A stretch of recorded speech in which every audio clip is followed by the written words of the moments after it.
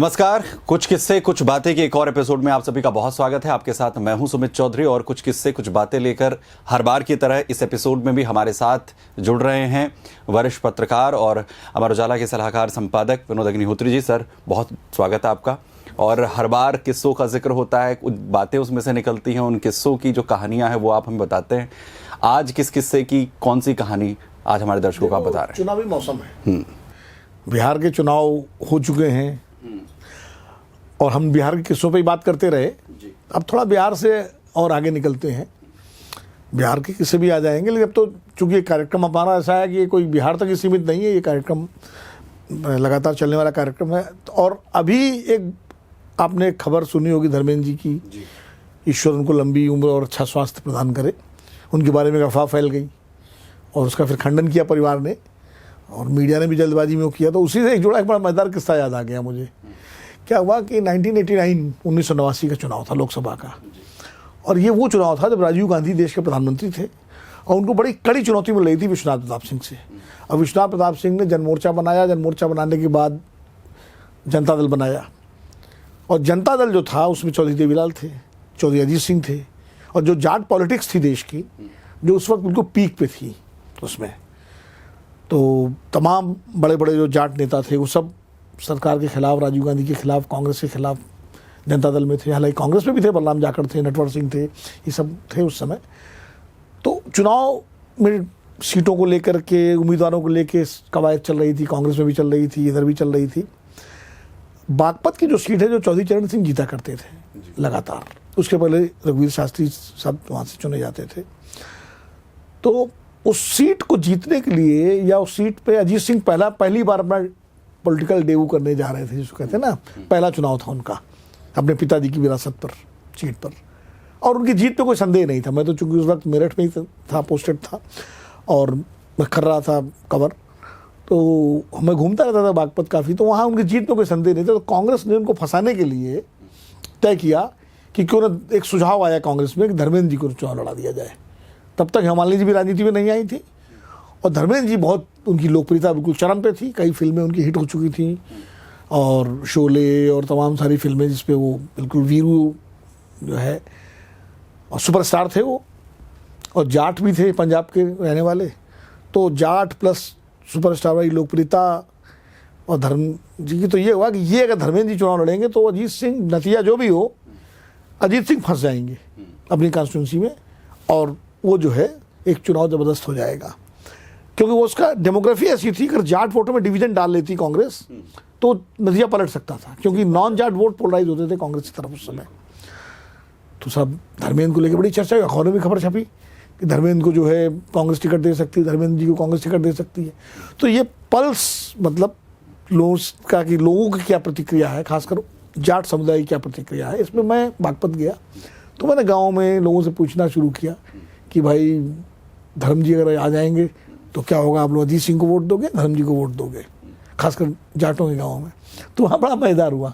जो बुजुर्ग लोग थे तो वो कहते थे, अरे भाई आने दे, धर्मेंद्र को भी आने दे, अपना ही छोरा है, देखेंगे, धर्मेंद्र भी आवेगा तो धर्मेंद्र को भी देखेंगे और इसी बहाने हमारे छोरे हेमा मालिनी भी देख लेंगे। क्योंकि हेमा जी उस वक्त राजनीति में नहीं आई थी, उनका ग्लैमर था, उनका आकर्षण था। तो ये कि हमारे छोरे हेमा मालिनी भी देख लेंगे, कम से कम हेमा मालिनी जी देखने को मिल जाएगी, धर्मेंद्र मिल जाएगा, अपना ही छोरा है, वोट तो हम अजीत सिंह को ही घेरेंगे।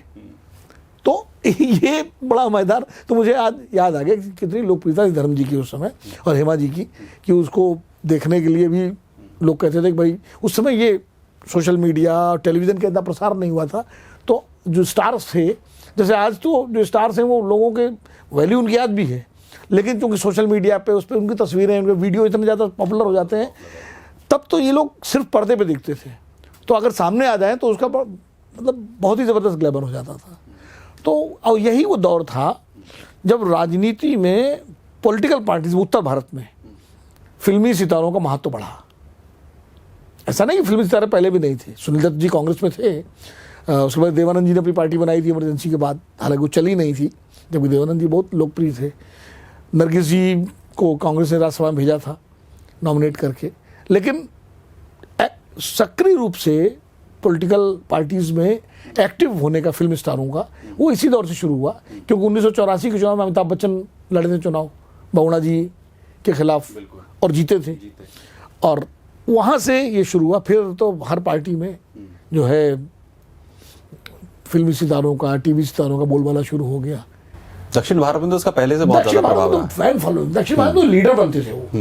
भाई आप एमजी रामचंद्रन को देख लीजिए, एनटीआर को देख लीजिए, इवन करुणानिधि, और एक्टर नहीं थे लेकिन राइटर थे फिल्मी दुनिया में, तो वहाँ तो लीडर बन जाए। भारत में, उत्तर भारत में लीड तो नहीं किया अभी तक किसी ने, लेकिन उनकी एक भूमिका बहुत महत्वपूर्ण रही। अमिताभ बच्चन कांग्रेस में गए, शत्रुघ्न सिन्हा जी बीजेपी में गए।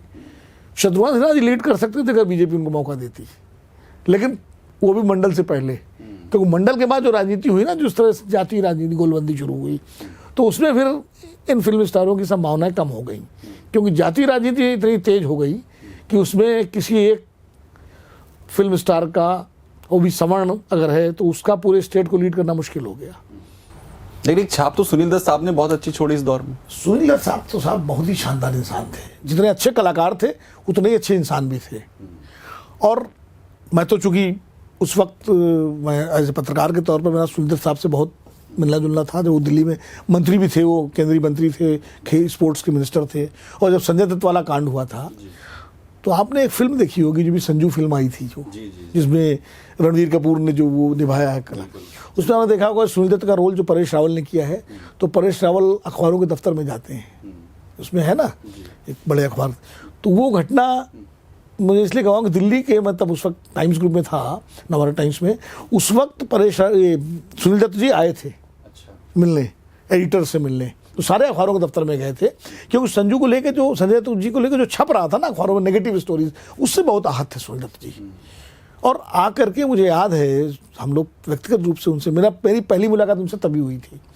तो मैं तो बहुत यंग रिपोर्टर था उस समय, लेकिन चूंकि जब आए और हमारे यहाँ जो संडे टाइम्स के एडिटर थे सत सोनी जी, उनसे वो मिले, फिर टाइम्स ऑफ इंडिया के एडिटर से मिले, नवभारत टाइम्स के संपादकों से मिले। उस वक्त हम लोग भी उनसे मिले, जो सुनील दत्त जी का आकर्षण था। तो हमने उनकी आंखों में जो आंसू देखे, उनका ये कहना था, उन्होंने कहा कि मुझे इससे कोई एतराज़ नहीं कि आप लोग खबरें न छापें, लेकिन साहब एक तरफा न छापें, एक तरफा न छापें, यही उनका आग्रह था। तो और भी कई बार सुनील दत्त जी के साथ मेरे जो वो थे, तो हम लोग उनके घर मिलने जाते थे, बैठ करते थे, तमाम किस्से सुनाते थे फिल्मी दुनिया के। उन्होंने बड़े अच्छे अच्छे किस्से सुनाए। एक बार कि 1962 की लड़ाई के बाद वो लेकर के गए एक फिल्मी ट्रूप को लद्दाख, और वहाँ उन्होंने कहा कि जो हमारे जवान थे, फौजी जवान, उनके मनोरंजन के लिए, उनका हौसला बढ़ाने के लिए, क्योंकि भारत की सेनाएं लड़ी बहादुरी से थी, लेकिन हम उसमें हारे, पराजित हुए थे, चीन ने हमारी ज़मीन पर कब्जा किया था। तो सेनाओं का मनोबल थोड़ा सा वो था, एक उसको दूर करने के लिए सुनील दत्त जी पूरी बम्बई से, बॉम्बे कहते थे मुंबई को, तो वहाँ से फिल्मी सितारों की एक टोली लेके गए थे। तो सुनील दत्त जी ने बताया किस्सा कि किशोर कुमार जी भी गए थे उसमें, और बोले किशोर कुमार जी को लग गई सर्दी, और सर्दी लग गई, बोले गर्म पानी पी के परेशान थे, उनका गला बिल्कुल एकदम लग रहा था कि बैठ जाएगा। और वो स्टेज पर जब ये था कि उनको जाना, परफॉर्म करना है, तो जाने को तैयार नहीं थे। बोले वो कम्बल ओढ़े हुए, ठंड में जैकेट पहने, वो सुनील दत्त जी ने बाकायदा उनकी एक्टिंग की हम लोगों के सामने। हम 2-3 लोग जब बैठे थे, बोले कि भोले बोलते थे उनको। सुनील दत्त जी किशोर कुमार को भोले बोलते थे। वो जो पड़ोसन फिल्म है ना, उसमें उनका भोला का जो रोल था, तो वो भोला ही बोलते थे। तो कहा कि भोला, शायद सुनील दत्त जी का नाम भोला था उसमें जी, उसमें सुनील दत्त का नाम, तो किशोर कुमार उनको भोला बोलते थे। तो उन्होंने कहा कि भोले मैं नहीं जा पाऊंगा, मुझे ठंड लग रही है, मैं गा नहीं पाऊंगा, मेरा गला खराब है। तो बोले, और वहाँ अनाउंस हो गया और सब जवान बैठे हुए थे। तो बोले सुनील दत्त जी ने कहा कि मैंने बड़े जोर से धक्का दे करके उसको, किशोर कुमार जी को बाहर निकाल, स्टेज पे भेज दिया। जैसे साइड में थे वो पर्दे के पीछे, धक्का दे के स्टेज भेज दिया। वो लड़खाते हुए पहुँचे, और उसके बाद जो माइक पकड़ा, बोले सर्दी भी गायब हो गई। और उसके बाद तो किशोर कुमार ने वो गाने गाए, वो परफॉर्म किया कि सारे जवान और सेना बिल्कुल जो है हौसला अफजाई भी हुई। और खूब, तो वो यही बता रहे थे कि कैसे जो है डर जब निकलता है, वो डर रहे थे सर्दी को लेकर के, उसको लेकर, लेकिन वो तो इस तरह का सुनील दत्त साहब का जो हमने पूरा दौर देखा, उसमें बड़े उन्होंने जिम्मेदारी निभाई। स्पोर्ट्स मिनिस्टर का भी आपने जो है जिस तरीके से जिक्र किया, उन्होंने पद यात्रा की थी अमृतसर तक, बिल्कुल मुंबई से। वो उसी छाप का जो है मैंने जिक्र भी किया। आप जब उनके राजनीतिक करियर को देखते हैं और जो आप कहते हैं कि वो जो दौर शुरू हुआ उसमें सुनील साहब का भी एक बड़ा जो है वो योगदान रहा कि फिल्म स्टार जो है राजनीति के अंदर आए, उसमें कहाँ पर आपको लगा कि वो जो एक सितारा बनने की उसमें राजनीति के अंदर, हालांकि वो बहुत बड़े चेहरे रहे और उन स्टार्स में से रहे जिन्होंने राजनीति के अंदर अपनी पैठ जो है मजबूत करी, वरना आए बहुत चेहरे, आए और गए वाली बहुत स्थिति रही, उसमें आपको कहाँ पर लगा कि अगर वो दौर उसमें ना रहता या वो पॉइंट ना आता तो लगता है कि वो कुछ और उनकी स्थिति होती? नहीं, देखिए फिल्मों में तो या संजय दत्त वाला जो किस्सा हुआ उसने नुकसान वो किस्सा ऐसा हुआ, संजय दत्त वाले किस्से ने उनको दो चीजों में तोड़ा सुनील दत्त साहब को। एक तो संजय दत्त के किस्से ने और दूसरा नरगिस जी की बीमारी ने। नरगिस जी को जो कैंसर हुआ ना, उससे भी वो बहुत आहत हुए, बड़े परेशान हुए और फिर उनकी डेथ हो गई, क्योंकि बहुत प्यार करते थे नरगिस जी को वो। और उसी के बाद उन्होंने दर्द का रिश्ता फिल्म बनाई और जिसका पूरा पैसा उन्होंने कैंसर हॉस्पिटल के लिए लगाया। तो वो और संजय जी वाली जो संजय दत्त की जो घटना हुई उसको लेकर के वो तो दुखी हुई, क्योंकि उनके ऊपर वो दाग लग गया बेटे पर, जबकि वो बड़ा बेदाग व्यक्ति थे। और मुझे याद है जब उन्होंने पदयात्रा की थी अमृतसर तक, जो आतंकवाद के खिलाफ पंजाब को लेकर के, पंजाब में जब भयानक रूप से आतंकवाद चरम पे था और उसके बाद 84 का भी दिल्ली के रॉयट्स भी हो गए थे, तो उससे भी बहुत आहत थे वो। तो वो बिल्कुल ठेठ पंजाबी थे, पाकिस्तान से आए थे वो, मतलब उस सीमा के ऊपर से परिवार उनका ठेठ पंजाबी थे। पंजाबियत थी उनके अंदर, और पंजाबियत के साथ साथ इंसानियत, पंजाबियत और इंसानियत का जो कॉम्बिनेशन था वो उनके अंदर ज़बरदस्त था। तो उन दो घटनाओं ने उनको जरूर किया। और राजनीति में उनका तो चूँकि निधन थोड़ा जल्दी हो गया, हार्ट अटैक हो गया उनको अचानक, वरना शायद वो और भी कामयाब होते हैं। और दुख इस बात का था उनको, जो उन्होंने कभी व्यक्तिगत रूप से किसी का नाम तो नहीं लिया, लेकिन एक उनको दुख था कि जो संजय दत्त वाली पूरी जो कहानी थी, जो घटनाक्रम था, कहीं ना कहीं उसमें महाराष्ट्र के, मुंबई के कुछ कांग्रेसी भी उसमें शामिल थे उनके खिलाफ, जो राजनीति का एक गंदा चरित्र है। क्योंकि सुनील दत्त साहब बेदाग थे, बहुत लोकप्रिय थे, हमेशा अपनी कॉन्स्टिट्यूंसी से जीतते थे चुनाव, बहुत काम किया। जब मुंबई में दंगे हुए थे तो उन्होंने किस तरह से वहाँ राहत का सामग्री और सब माटी बहुत काम किया था। तो उनको डाउन करने के लिए कुछ लोगों ने जो षड्यंत्र किया, इसका भी वो कभी कभी बातचीत करके इसकी अपनी पीड़ा जताते थे, लेकिन उन्होंने कभी किसी का व्यक्तिगत रूप से नाम नहीं लिया। ये मैं जरूर, हम लोगों ने पूछा भी कई बार कि आप किसकी तरफ इशारा, तो बोले नहीं उसको रहने दीजिए, मैं किसी पर छीटाकसी नहीं करूँगा, लेकिन मुझे इस बात कर दो कि मेरा तो किसी से कोई दुश्मनी झगड़ा था नहीं। तो बोले मैं तो इंदिरा जी से प्रभावित हुआ, राजीव गांधी ने मुझको किया, कांग्रेस के विचारों से प्रभावित था, इसलिए मेरा कोई वो तो था नहीं कि मैं किसी को गिराने या किसी को उसमें आया हूँ।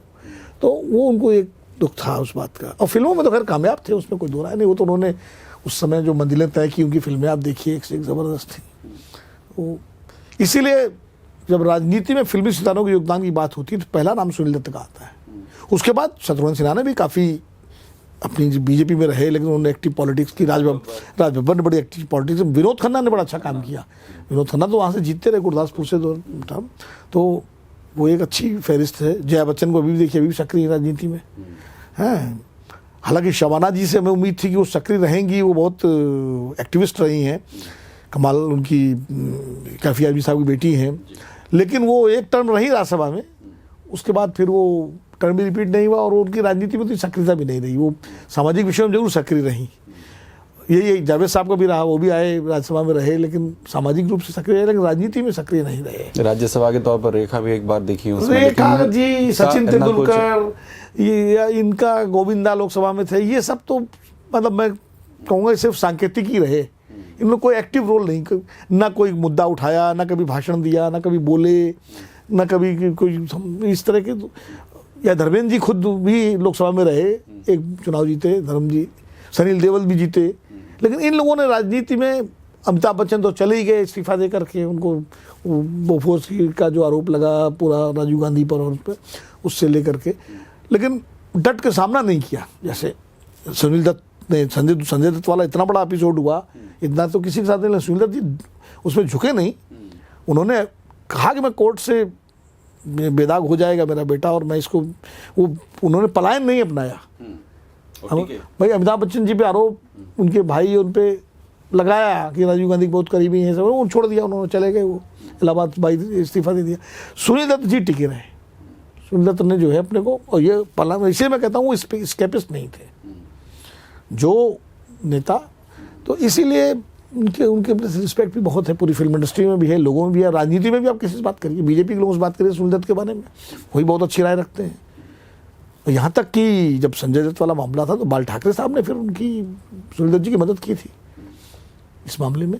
सुनील दत्त जी गए, उनसे मिले, और उसके बाद उन्होंने उस वक्त माहौल को संभालने में, तो इसलिए सुनील दत्त की तो respect across the party line थी उनकी।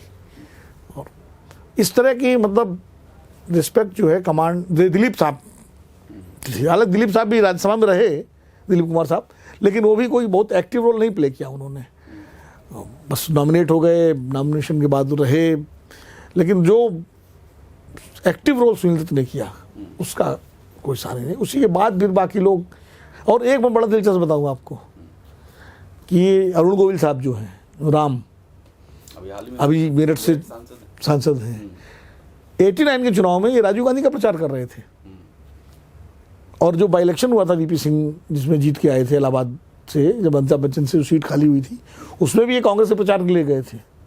और मुझे याद है कुर्ता पजामा पहन के, और बिल्कुल टीका वीका लगा करके, मतलब राम वाली वो ड्रेस तो नहीं थी राम जो सीरियल वाली, लेकिन कुर्ता उर्ता पहन के बाकायदा पटका उटका डाल करके कांग्रेस का प्रचार किया इन्होंने उस वक्त।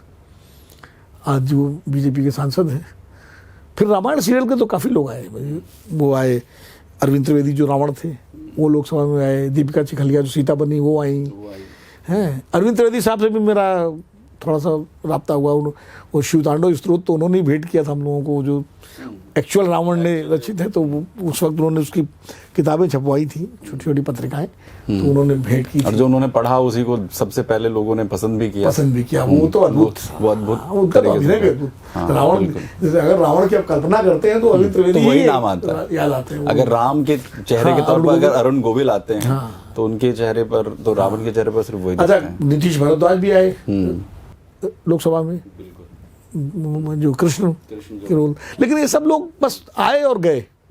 इनकी जो भूमिका राजनीति में, जैसे आपको मौका मिला तो आप एक सक्रिय, एक सार्थक सांसद का रोल प्ले करें, किसी भी पार्टी में रहे, मतलब सवाल वो नहीं हो तो आपकी व्यक्तिगत विचारधारा है, लेकिन कम से कम उसको तो वो करना चाहिए कि लोगों ने अगर आपको चुन के भेजा है, विश्वास किया है, तो अपने क्षेत्र की समस्याएं, लोगों की समस्याएं, मुद्दों पर अपनी एक राय रखें, बात करें। वो इन लोगों से वो अपेक्षा जो होनी चाहिए थी लोगों को थी कि एक अच्छा सार्थक हस्तक्षेप करेंगे, वो नहीं किया इन सारे लोगों ने, जिनके बाद में नाम ले रहा हूँ। कुछ ही चेहरे याद आते हैं, कुछ ही सुनील दत्त साहब हो गए, राज बब्बर हो गए, शत्रुघ्न सिन्हा हो गए, विनोद खन्ना हो गए, राज बब्बर हो, विनोद खन्ना हो गए, अब तक जैसे आप जिक्र किया जय बच्चन जी, वो लगातार बोलती तो है, कम से कम वो उसमें है, लगातार वो चर्चा में रहती है, और पॉलिटिक्स ने उस स्टारडम को बार बार भुनाने की कोशिश भी की, जैसे वो शुरुआत हुई। अगर उत्तर भारत की राजनीति, केंद्र की राजनीति की बात करें तो दक्षिण में वो दिखता रहा है। दक्षिण में तो वहाँ के जो फिल्म स्टार थे वो एक्टिविस्ट भी थे ना, जैसे एमजीआर, वो द्रविड़ पॉलिटिक्स के एक्टिविस्ट भी थे और एक्टर भी थे।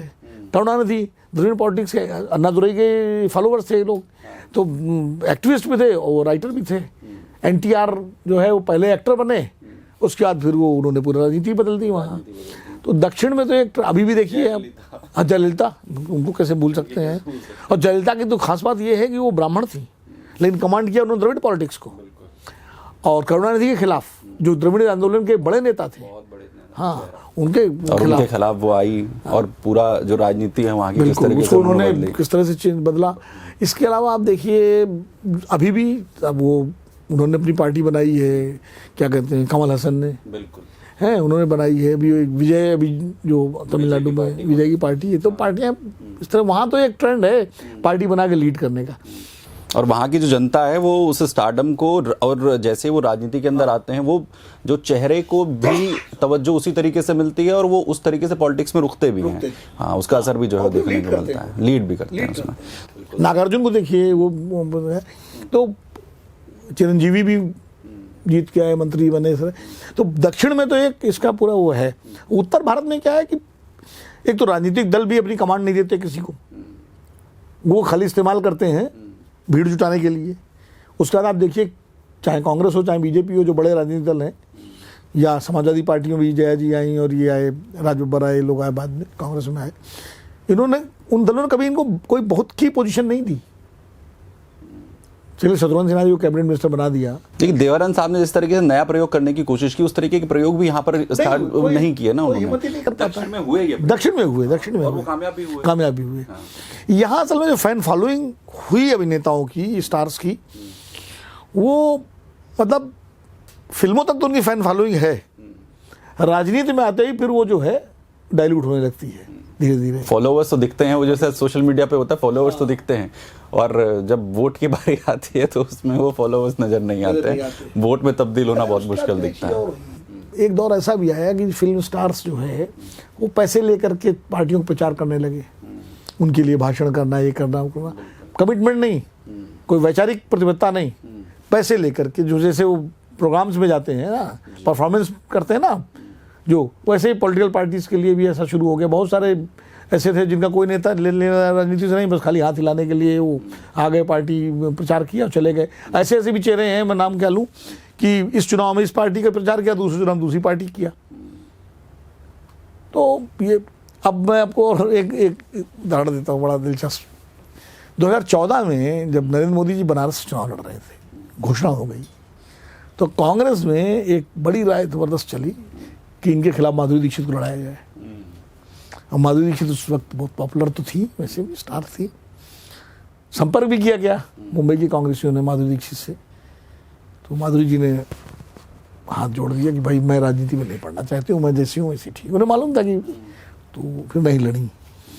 तो ये भी इस तरह की कोशिशें होती हैं कि पॉपुलर चेहरा ले आओ बड़े नेता के सामने, तो वो नेता बहुगुणा जी तो हारी गए। ये उसका बहुत बड़ा उदाहरण है। हाँ। कि जो है बहुगुणा साहब के सामने अमिताभ बच्चन जो है इलाहाबाद से, जो उनकी सीट थी, उसे अमिताभ बच्चन आए और उस सीट को हरा दिया, जहां बहुगुणा जी मतलब गली गली गांव तो उसे ट्रेंड बनाने की कोशिश जो है वो पार्टियों की तरफ से की गई। उसमें मैं मेरा एक राइडर है उसमें अमिताभ बच्चन की लोकप्रियता निश्चित रूप से थी बहुगुणा को हराने की।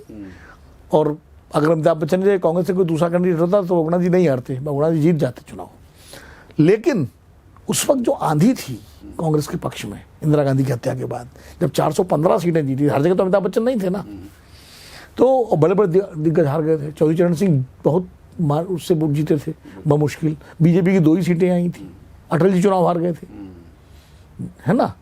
तो इसलिए मुझे लगता है कि खाली अमिताभ बच्चन की वजह से कांग्रेस सीट जीती है, उसमें ऐड ऑन हुआ होगा, और शायद कोई दूसरा लड़ता तो बहुगुणा जी उसको हरा देते, चाहे मार्जिन वोट से हराते। लेकिन उस लहर का भी बड़ा योगदान था, जो लहर थी उस वक्त राजीव गांधी के पक्ष में और इंदिरा गांधी की हत्या के बाद जो सहानुभूति लहर उपजी थी, उसका वो भी एक बड़ा कारण था। तो ये आज की किस्से और ये बातें जो स्टारडम हमें पॉलिटिकल पार्टीज कैसे उन स्टार्स का भुनाती जो है नजर आई हैं। और दक्षिण की राजनीति की बात कर लीजिए, उत्तर भारत की राजनीति की बात कर लीजिए, दक्षिण में वो ज़्यादा दिखता है लेकिन उत्तर में उसका उतना असर जो है स्टार्स का नज़र नहीं आया। लेकिन कुछ चेहरे हैं वो जो चमकते रहे पॉलिटिक्स में अंदर भी अपने स्टारडम के साथ साथ, जैसा वो फिल्मी दुनिया में जो है चमकते रहे, उनके किस्से जो हैं वो आज विनोद जी ने हमें यहाँ पर सुनाए। सर बहुत शुक्रिया हमारे साथ यहाँ पर जुड़ने के लिए। और हमारे जो तमाम दर्शक हैं वो लगातार हमारे साथ यहाँ पर जुड़ रहे हैं, कुछ किस्से कुछ बातें और होंगी अगले एपिसोड में। आप बने रहिए अमर उजाला के साथ। बहुत धन्यवाद।